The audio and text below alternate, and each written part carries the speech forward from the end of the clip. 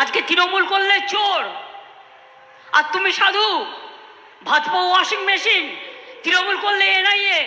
তৃণমূল আবার ভয় দেখাচ্ছে, এই ভোটের পরে এনআইএ দিয়ে দেবো। আরে তুই থাকবি না, তুই এনআইএ কোত্থেকে দিবি? নিজে কোথায় থাকবি ঠিক কর এখন থেকে।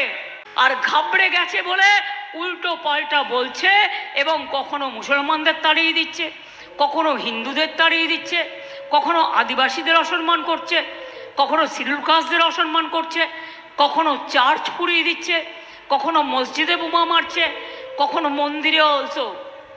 দুর্গা পুজো আমাকে আগে বলতো, মমতাজি তো দুর্গা পূজা নেই করনে দেতা হ্যায়। আমরা নাকি দুর্গা পুজো করতে দিই না। কত হয় এলাকায়, আমরা নাকি সরস্বতী পুজো করতে দিই না।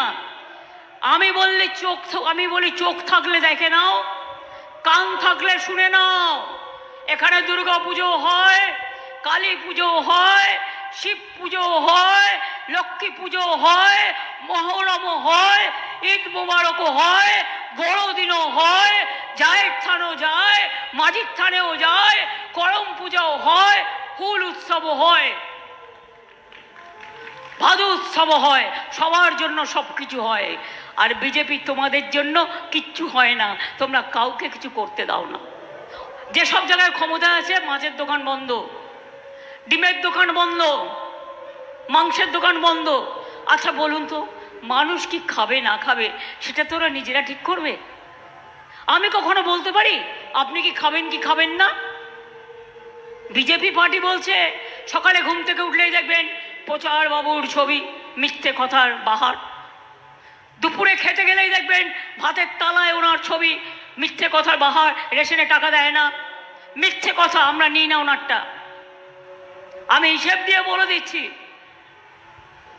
আমাদের রেশন দিতে 9 কোটি লোককে, 9,000 ছিল আমাদের, কেন্দ্রের ছিল 7,000, 16,000 কোটি টাকা করে বছরে লাগতো।